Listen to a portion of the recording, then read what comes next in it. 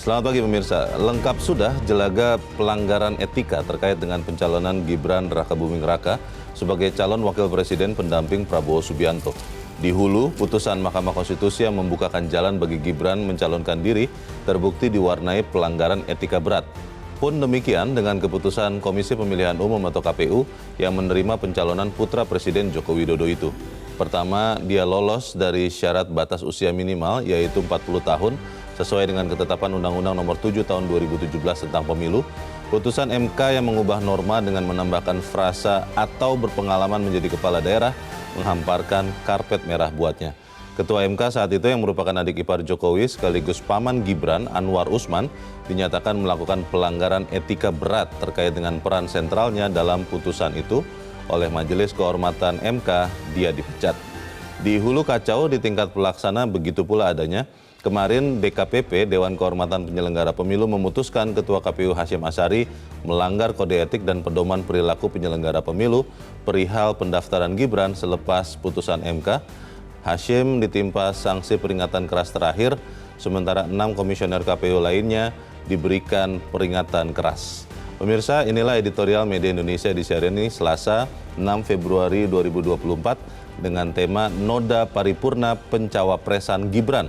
Bersama saya Leonard Samosir dan Anda semua para pemirsa bisa juga menyatakan pendapat Anda nanti dengan menelepon nomor telepon 021 583 99 100. Dan pemirsa, pagi ini telah hadir bersama saya Ketua Dewan Redaksi Media Group Elman Saragi. Bang Elman, selamat pagi. Pagi, Mulyo. Saya lihat di wajah Abang tidak ada noda ya, kelihatannya ya. Karena kita akan bicara soal noda nih Bang. Bukan, jangan Leo menganggap saya pelanggar etika juga ya. Oh tidak Bang. Kita harus menjaga etika kita. Ada potongan pelanggar etika kan? Tentunya tidak, tapi sebelum kita bahas terkait dengan noda ini, pemirsa dan Bang Elman, kita tinggalkan berita itu, kita langsung ke editorial. Pemirsa, pada pagi ini diberi judul Noda Paripurna Pencawapresan Gibran.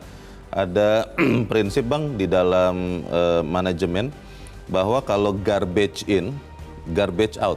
Kalau yang masuk itu sampah atau cacat, keluarnya juga akan menjadi sampah atau cacat. Pertanyaannya adalah kalau sudah ada noda yang paripurna, kira-kira bagaimana nih hasil pemilu presiden ini Bang? Sebetulnya saya nggak enak untuk menjawab ini. Oh, kenapa Bang? Ya, karena memang benar itu. Oh, itu di organisasi loh Bang, itu manajemen perusahaan atau pabrik itu Bang, seperti itu. Berlaku secara umum itu. Secara umum berlaku? Berlaku di mana saja.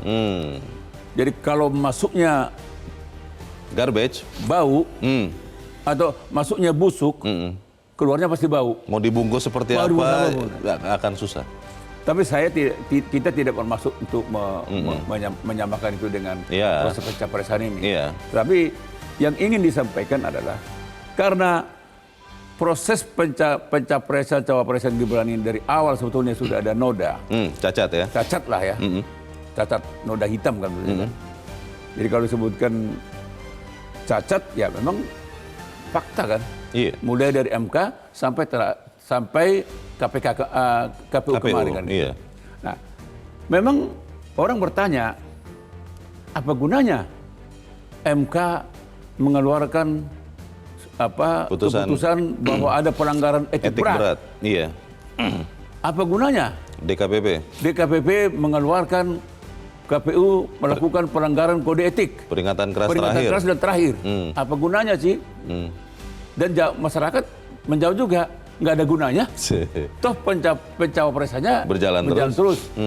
Nah ini memang apa? Memang ketika manusia itu hanya berpatokan kepada hukum tertulis, maka sepakat untuk menyatakan tidak ada gunanya itu putusan MK dan DKPP maupun putusan DKPP itu nggak ada gunanya itu.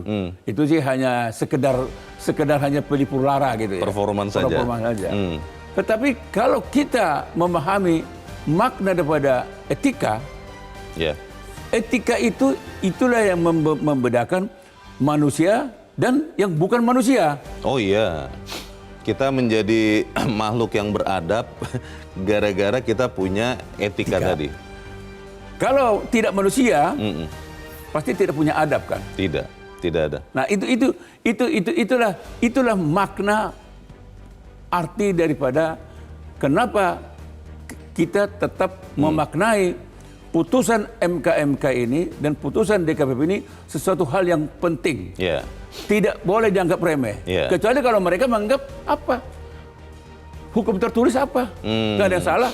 Hanya berhenti di situ ya, Nah, hukum itu tertulis. yang saya katakan, kalau dia masih manusia, manusia yang normal, Yeah. pasti dia menganggap, aduh, bahaya ini. Ternyata kita sudah melakukan pelanggaran etika. Dan ini nggak boleh ini. Nah. Karena kita akan mengelola bangsa dan negara, bukan mengelola apa yang katakan mengelola rumah tangga. Oke. Mengelola rumah tangga pun tetap ada etikanya gitu. Bang, kalau analoginya adalah noda itu ada di baju dan nodanya membandel sangat kuat, biasanya tidak akan bisa hilang. Kadang-kadang kalau memang itu sangat mengganggu penampilan, kita harus buang baju itu. Tapi kalau pertanyaannya adalah, kalau pencawapresan ini sudah nodanya paripurna, bagaimana kita bisa memutihkannya lagi? Kita akan bahas itu Bang Elman, dan pemirsa, inilah editorial Media Indonesia untuk hari ini, Selasa 6 Februari 2024, noda paripurna pencawapresan Gibran.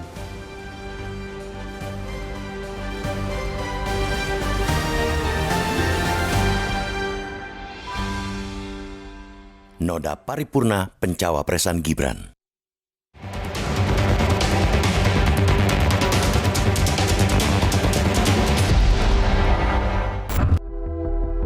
Lengkap sudah jelaga pelanggaran etika terkait dengan pencalonan Gibran Rakabuming Raka sebagai calon wakil presiden pendamping Prabowo Subianto.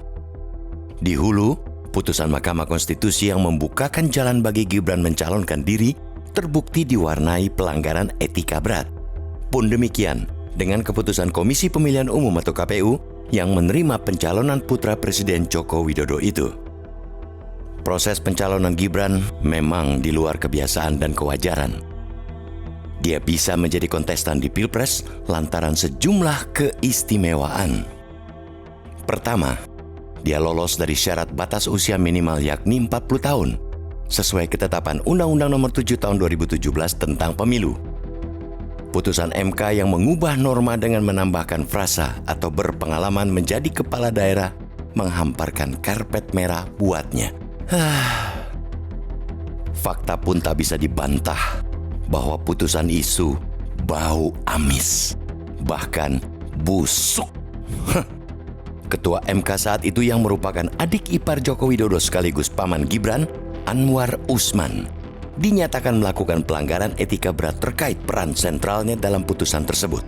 Oleh Majelis Kehormatan MK, dia dipecat.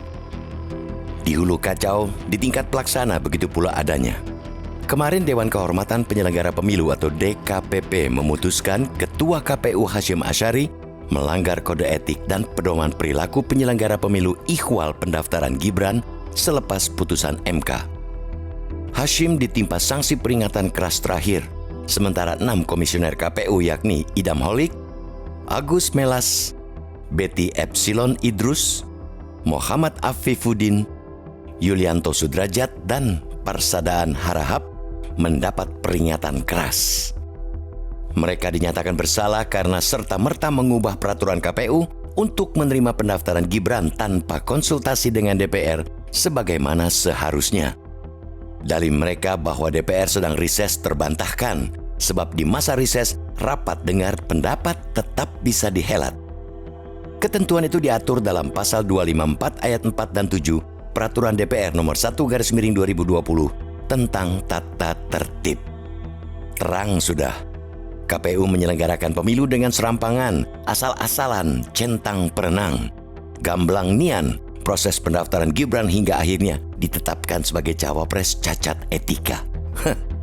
Putusan DKPP kian mempertegas betapa tapak kaki presiden itu menunjukkan kontestasi Pilpres syarat dengan pengingkaran terhadap etika.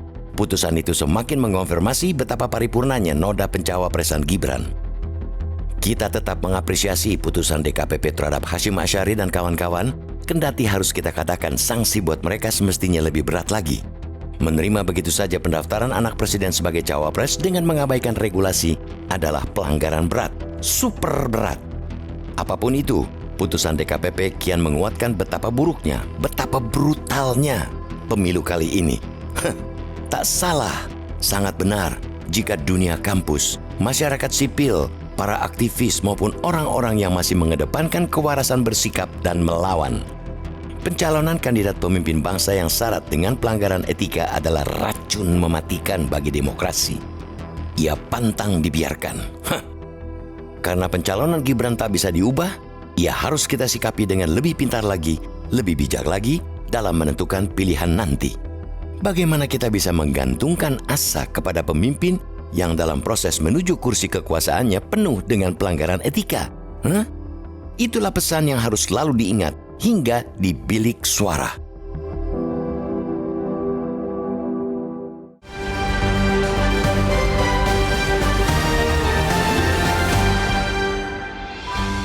Di bagian berikut Anda bisa ikut menyatakan pendapat Anda terkait dengan editorial pagi ini. Pemirsa, untuk saat ini tetaplah bersama kami.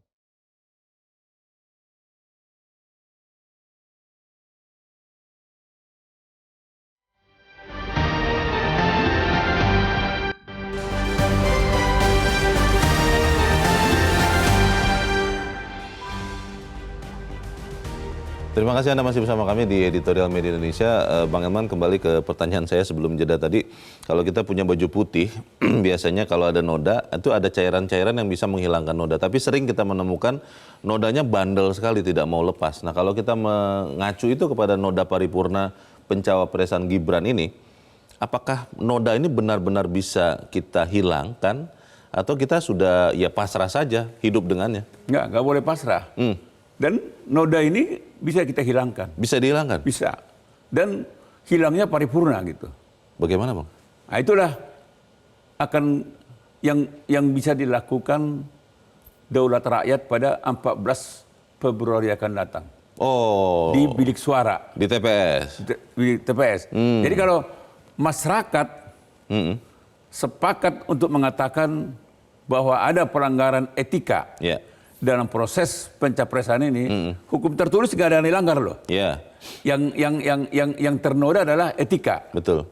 Maka itu harus bisa, itu hanya bisa dieksekusi pada tanggal 14 Februari akan datang. Artinya apa? Pilihlah paslon yang tidak bernoda. Hanya itu caranya. Logikanya begitu. Logikanya begitu. Karena kalau berdebat terus, tidak habis-habis. Sebelah sana akan mengatakan aturan apa yang dilanggar. Tidak ada hukum yang ditabrak. Tidak ada. Toh juga putusan apa MK itu final and binding. Jadi nggak ada yang dilanggar. Putusan apa DKPP ini juga ya itu kode etik. Itu komisionernya. Komisionernya yang salah. Pasalnya nggak salah.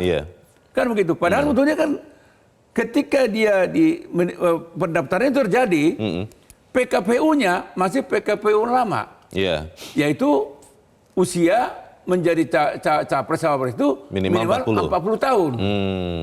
Jadi itu sebabnya ketika turunan dari keputusan 90 itu, maka KPU harus berkonsultasi dengan DPR dan pemerintah. Ini kan tidak. Jadi setelah terima pendaftaran 25 November, ya kan begitu kan? 7 hari kemudian langsung baru KPU berkonsultasi dengan DPR. Baru diubah PKPU-nya. Gitu. Bang, kembali lagi pertanyaannya Bang. Apakah kemudian noda ini benar-benar bisa hilang karena kan kita melihat sendiri Bang bagaimana masyarakat itu pada waktu-waktu sekarang menjadi sangat gembira Bang karena menjelang pemilu ada banyak sekali saudara-saudara kita yang mendapat bantuan yang harusnya diberikan dalam 3 bulan dirapel menjadi 1. Lalu ada banyak sekali bantuan-bantuan yang mungkin akan membuat saudara-saudara kita menjadi lupa bahwa bantuan itu diberikan oleh negara yang sumber uangnya juga dari dirinya sendiri pajaknya, bukan dari orang yang memberikan. Dan akhirnya yang tadi Bang Elman katakan noda itu bisa hilang di tanggal 14 Februari, tidak hilang Bang. Ya paling tidak, ya memang mungkin tidak semuanya hilang. Memang dari awal sebetulnya sudah ada yang dilanggar. Mestinya ketika presiden, pemerintah lah, para menteri kabinet, ketika menyampaikan bantuan sosial berupa apapun, apakah itu bansos, apakah itu El Nino, apakah itu bantuan tunai langsung, harus dinyatakan secara tegas bahwa bantuan ini adalah bantuan negara. Negara ya? Bantuan negara. Bukan orang. Bukan bantuan presiden, bukan bantuan menteri, bukan bantuan paslon. Ini bantuan negara. Ya. Dan uang yang dipakai untuk pengadaan bansos ini adalah dari pajak rakyat yang terhimpun dalam APBN. Ya. Jadi ini yang dari awal salah. Jadi apalagi ada dinarasikan oleh ada salah satu menteri bahwa ini adalah bantuan dari Presiden Jokowi. Nah, oleh karena itu marilah kita lanjutkan. Ya, kalau mau terima lanjut, ya pilihlah, dukunglah. Iya. Jadi ini yang sebetulnya yang kita katakan pelanggaran etika. Tetapi kan memang banyak juga orang yang tidak menganggap etika itu penting. Iya. Itu yang kita katakan dari awal. Iya. Bagaimana seseorang pejabat kita ukur kehebatannya, kepiawannya, kalau dia tidak beretika. Kan awal mulanya kan etika dulu. Iya. Iya. Baru turunannya hukum tertulis kan. Iya. Sebelum ada hukum tertulis, kehidupan manusia ini diatur oleh etika dan moral kan. Dan hukum tertulis itu semua serba terbatas, Bang. Tidak bisa semua aturan dalam kehidupan ini dituangkan dalam hukum tertulis seharusnya. Pokoknya kalau orang hanya mengandalkan aturan tertulis, sebetulnya orang nggak percaya diri aja. Tidak percaya diri dan tidak saling percaya. Tidak saling percaya gitu. Padahal sebetulnya cukup dengan etika, dengan moral, kita terikat. Iya. Kan begitu kan. Iya. Bang, kembali lagi ke pertanyaannya begini, Bang. Kalau kita melihat seruan-seruan moral belakangan ini, yang tadi sudah kita sempat bahas juga, guru besar pun yang sebetulnya kalau melihat usia, sudah melihat hidupnya, tidak punya kepentingan lagi yang mau diperjuangkan, tapi berani mengambil resiko mengatakan seruan ini. Lalu kita melihat ada sekian lagi mantan-mantan pimpinan lembaga negara menyerukan untuk kembali. Pertanyaannya, Bang, yang pertama, apakah seruan-seruan ini masih bisa efektif, masih bisa mengembalikan kembali ke jalan demokrasi yang memang benar, bukan dibenar-benarkan? Ya kalau kita melihat tren makin ke sini, masyarakat sudah hampir bisa memastikan semua seruan ini akan percuma gitu ya. Percuma, Bang? Percuma, karena kita bisa dilihat kan. Kurang keras apa misalnya petisi dari UGM, kurang keras apa petisi dari UI, kurang keras apa petisi dari Unpad, Erlangga, dari UI Yogyakarta, dari Muhammadiyah, dan semuanya. Banyak kampus, Bang? Banyak kampus. Kalau sekarang sudah lebih dari 50 kampus. Tapi malah dari Istana? Dari pemerintah lah kan, menuduh ada agitasi gitu kan. Partisan katanya. Ada partisan gitu. Jadi itu yang mengatakan, kita malah menganggap, masyarakat malah menganggap yang menuduh kampus itu partisan, dialah partisan. Oh. Karena bagaimana dia tahu itu partisan? Karena dia partisan. Analoginya begini, Bang. Kalau maling biasanya akan berpikir yang lain juga maling. Gitu. Itu analogi. Iya. Jadi ini kan artinya kalau kita lihat keseriusan daripada para guru besar ini kan, ini karena kepedulian mereka. Setelah melihat terutama dalam proses pemilu ini. Untuk mereka tidak penting siapa yang menang, Bang. Yang penting adalah cara untuk mencapai kemenangan itu. Buat mereka yang penting semua aturan tertulis dan etika harus dijalankan. Itu yang mereka tegaskan sebetulnya. Siapapun yang akan melakukan ini nggak masalah. Tetapi ketika ada, katakanlah kalau dari pemerintah, dari paslon yang melanggar etika dan moral, di situ mereka marah. Oke.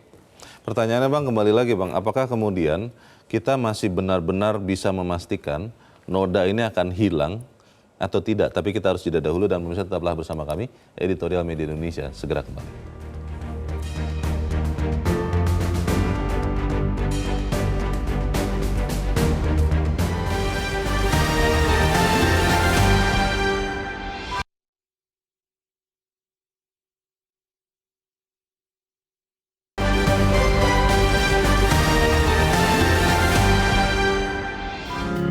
Media Indonesia mengajak Anda untuk mengakses fitur premium e-paper. Dengan sajian konten berbasis intelektual dan meneguhkan kebangsaan, Media Indonesia tampil dengan lebih dinamis melalui e-paper Media Indonesia yang dapat Anda akses kapan saja, di mana saja. Caranya mudah, download aplikasi Media Indonesia di Android atau ketik link e-paper.mediaindonesia.com atau bisa scan QR Code pada layar kaca Anda. Klik tab e-paper di bagian samping layar tablet Anda, daftarkan data diri, serta pilih paket berlangganan e-paper Media Indonesia sesuai dengan kebutuhan Anda. Nikmati juga bonus spesial tambahan 4 halaman rubrik fokus setiap hari. Semua bisa Anda dapatkan hanya di e-paper Media Indonesia. Untuk informasi lebih lanjut, hubungi customer service di nomor 0811 1201 2018 atau kunjungi media sosial @mediaindonesia. Media Indonesia, referensi bangsa. Terima kasih Anda masih bersama kami di Editorial Media Indonesia, dan sekarang waktunya kita Bang Elman untuk mendengarkan juga pendapat dari pemirsa Metro TV. Saat ini kita sudah terhubung dengan pemirsa Metro TV di Medan, Sumatera Utara. Ada Pak Sukiwi. Pak Sukiwi, selamat pagi. Ya, selamat pagi Bung Leo, selamat pagi Bung Herman. Selamat pagi Pak Sukiwi. Bagaimana Pak pendapat Anda Pak? Kita melihat ada noda paripurna nih Pak untuk pencawapresan Gibran. Menurut Anda seperti apa Pak Sukiwi?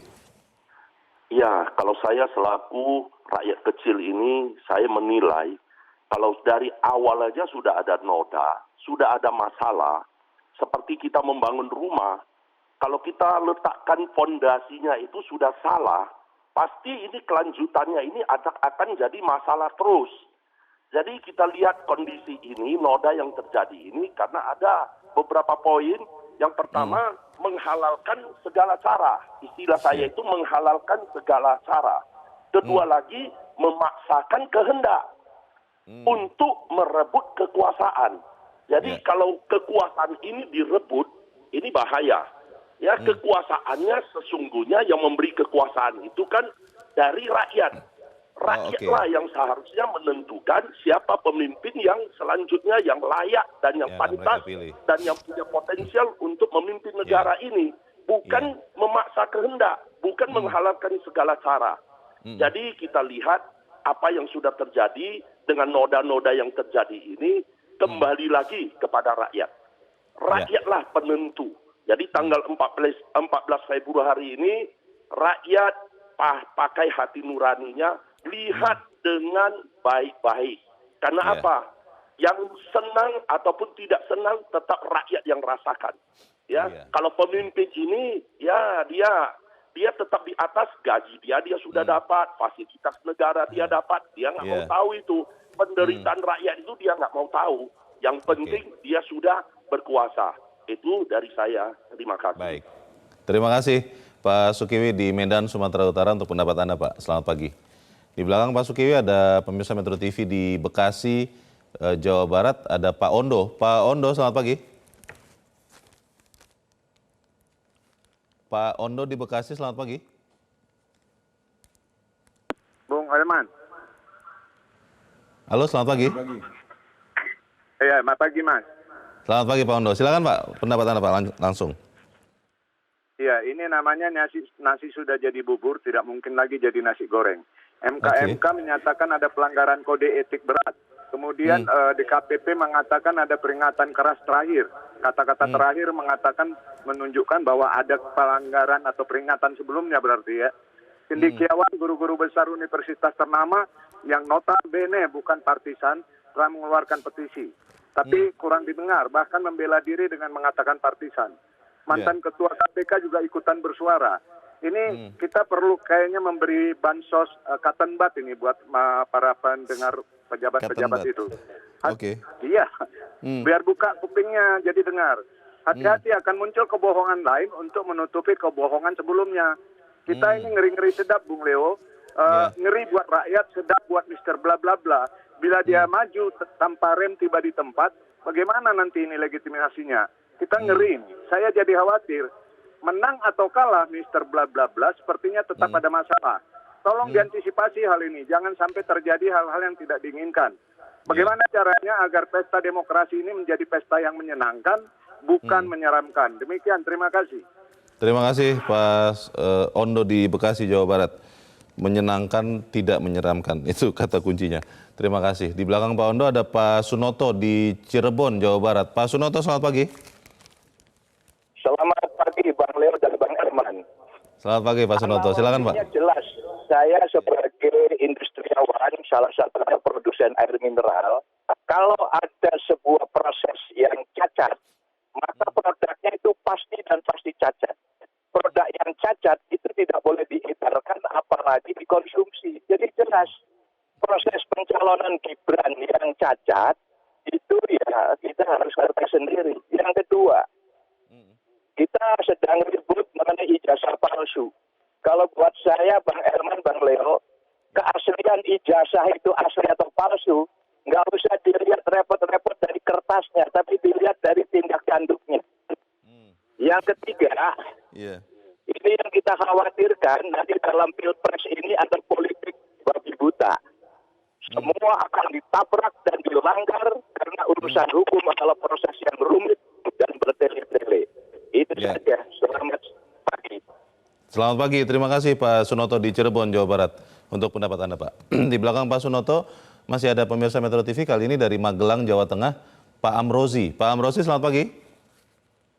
Selamat pagi Bang Leo, selamat pagi Metro TV. Selamat pagi Pak Amrozi, silakan Pak pendapat Anda Pak.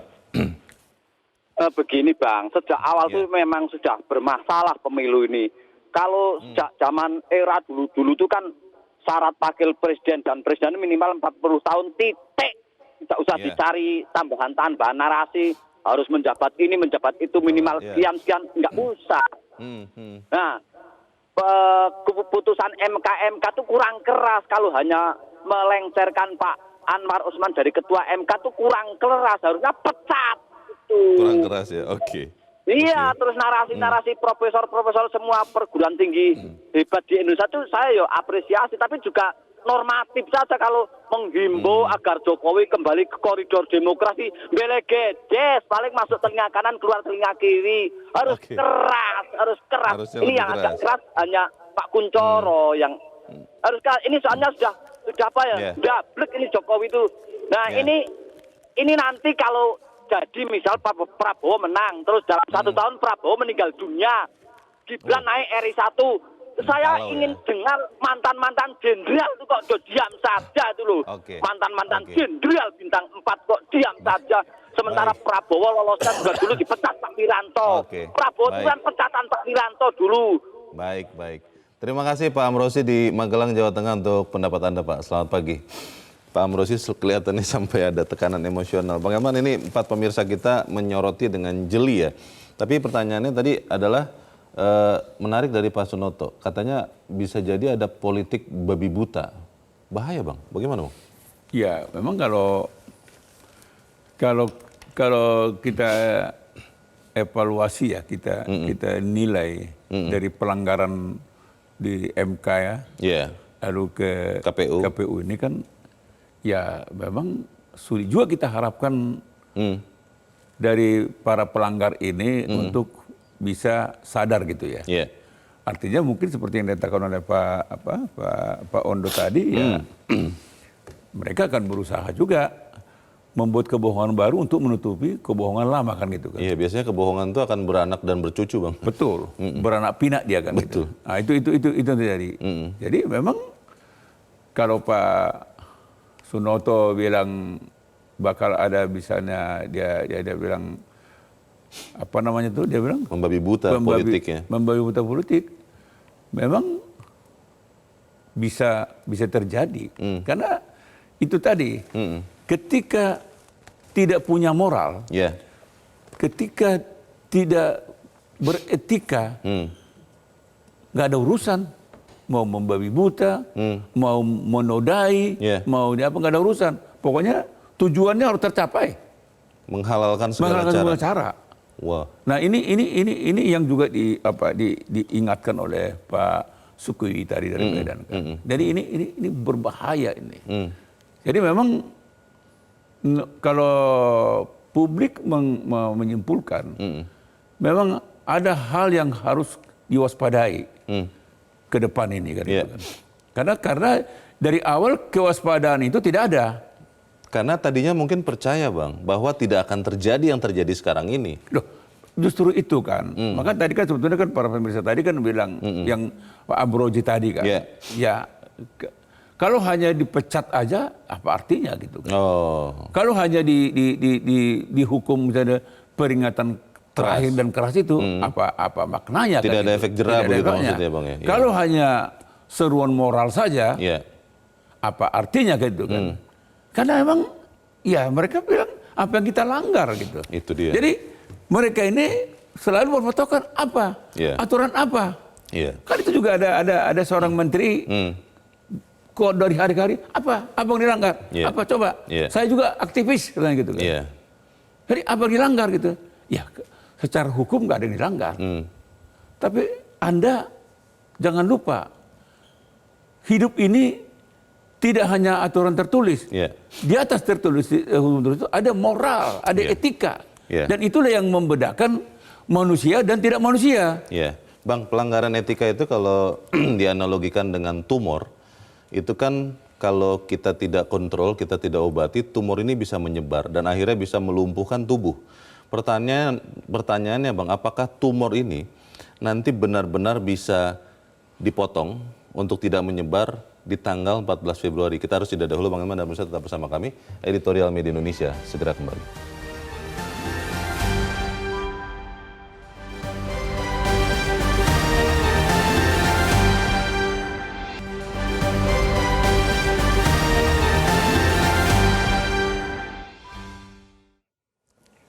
Terima kasih Anda masih bersama kami. Kita di bagian akhir diskusi kita pagi ini. Bang Elman, bagaimana memastikan bahwa rakyat itu benar-benar paham bahwa yang terjadi sekarang, bagaimana noda ini kalau dibiarkan terus-menerus akan bisa akhirnya mematikan bangsa kita ini, Bang? Yang kita khawatirkan adalah ketika masyarakat putus asa gitu ya. Kenapa?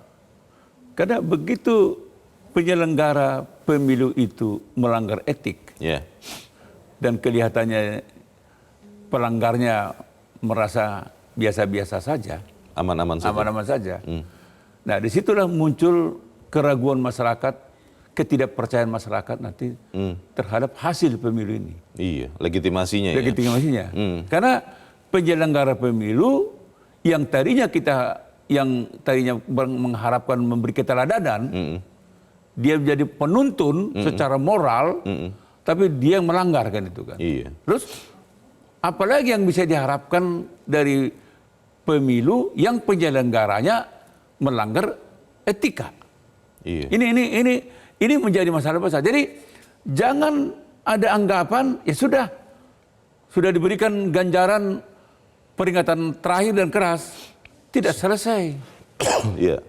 Karena pelanggaran yang mereka lakukan itu adalah pelanggaran berat sebetulnya. Dan mestinya terhadap pelanggaran ini yang bersangkutan harus diberhentikan. Karena ini sebetulnya hal-hal yang sangat fundamental. Tadi misalnya Pak Sukiya atau siapa kan, kalau dasar membangun pondasi yang nggak kuat, bermasalah terus itu nanti. Akan terjadi masalah kemudian hari. Nah ini penyelenggaranya yang melanggar etik. Mahkamah Konstitusi juga, Bang. Mahkamah Konstitusi juga sama, ketuanya. Ya kan, hanya tinggal dipecat aja. Jadi ini soal. Yang kita khawatirkan ke depan adalah apapun yang dihasilkan pemilihan umum pada 14 Februari yang akan datang, orang tidak percaya gitu. Jadi itu bahaya besar. Bahaya besar ini. Nah, ini yang seruan inilah yang diingatkan oleh para guru besar. Jadi jangan sampai seruan yang begitu mulia dibalas dengan itu partisan. Nah, ini nih. Partisan, Anda yang partisan. Guru besar itu bukan partisan. Oleh karena itu masih ada sisa waktu buat presiden untuk mendalami ini, untuk merenungkan ini. Bagaimana caranya supaya rakyat mempercayai hasil pemilu yang akan datang. Dan rakyat juga kita minta tetap pilihlah sesuai dengan nuraninya. Jangan memilih karena menerima bansos. Kita harapkan itu yang terjadi supaya kemudian noda paripurna ini bisa kita minimalkan atau kita hilangkan ya Bang ya. Bang Elman Saragih, terima kasih sudah hadir tempat ini. Selamat pagi Bang. Pagi. Pemirsa, putusan DKPP kian menguatkan betapa buruknya, betapa brutalnya pemilu kali ini. Tidak salah jika dunia kampus, masyarakat sipil, para aktivis maupun orang-orang yang masih mengedepankan kewarasan bersikap dan melawan. Pencalonan kandidat pemimpin bangsa yang syarat dengan pelanggaran etik adalah racun mematikan bagi demokrasi. Pencalonan Gibran tidak bisa diubah, harus kita sikapi dengan lebih pintar lagi, lebih bijak lagi dalam menentukan pilihan. Bagaimana kita bisa menggantungkan asa kepada pemimpin yang dalam proses menunjuk kekuasaannya penuh dengan pelanggaran etika. Mari kita sama-sama ingat sampai di bilik suara. Saya Leonard Samosir berterima kasih Anda sudah menyimak editorial Media Indonesia untuk pagi ini. Terus jaga kesehatan Anda, terus jaga nurani Anda. Selamat pagi, sampai jumpa.